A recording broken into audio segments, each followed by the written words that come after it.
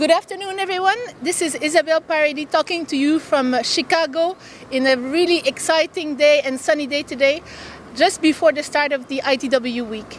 I'm joined today with one of my very good friends and one of the most famous or infamous executive in the industry, Andreas Hipp.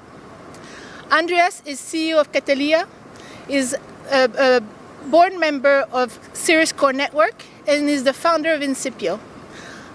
Andreas, welcome to my hotshot. Thank you very much. Very pleased to be here with you. Me too. On this great day. Yes. In this famous city. And a few troublesome days ahead, right? Yes, I hope so. Yeah. So, Andreas, we spent, as you know, many evenings drinking and talking about the future or even the non-future of the industry, depending on our mindset of the time. And we both agree when we talk about that the industry has to evolve drastically. The wholesalers have to change their business, the way they go about offering their services, the technologies they use, their culture. But we don't often talk about what impact this has on the vendors. And I think maybe today is a good opportunity for, to have that type of discussion now that you're head of Cataleya again. So maybe you can share with me your views on that? Yeah, absolutely. And I think you're very right.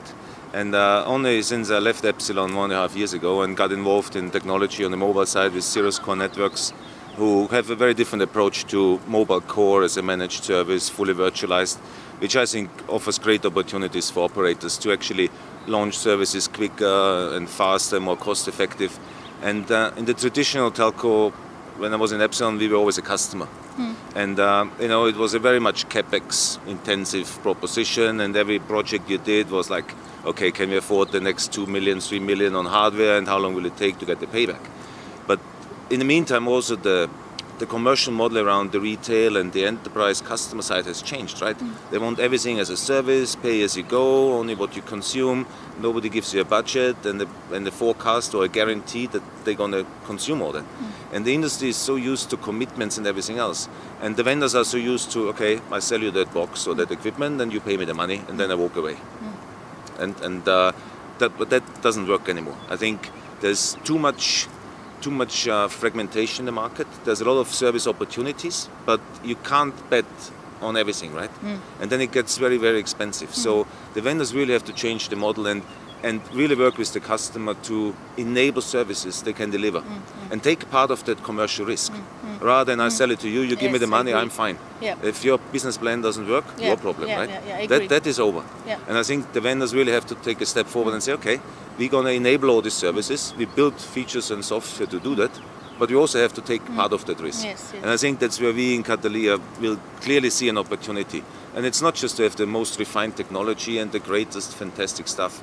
It's about understanding the commercial challenges of our customers.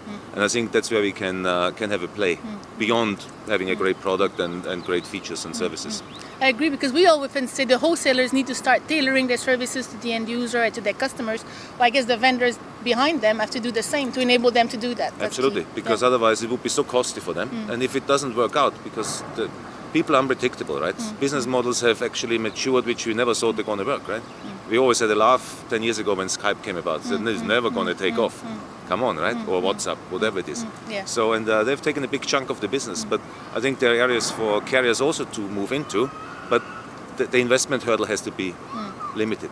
And I think that's where we as vendors have to play a role going forward, more importantly. So you recently took over Cataleya again in February through a management buyout. And knowing you, I'm sure you're full of great ideas and disruptive ideas as well, I hope.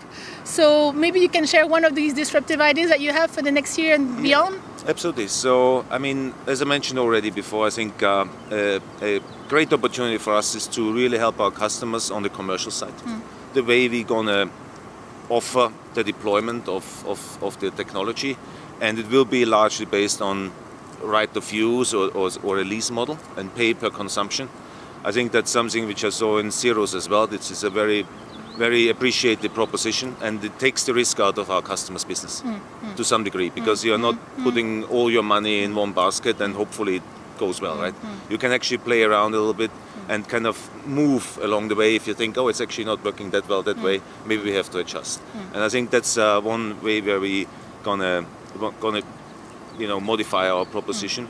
And the other one, I think, is we're gonna give a very basic SPC for free. Right? We will call it Walk It Zero because it's zero cost. And it's going to be, a basic feature with limited volumes and everything else. But for the whole DevOps development and so on, you will have developers who need to have access to technology to trial the services and before they become production, right? And they're not going to spend $10,000-$20,000 on software, which they maybe need for a trial or a project.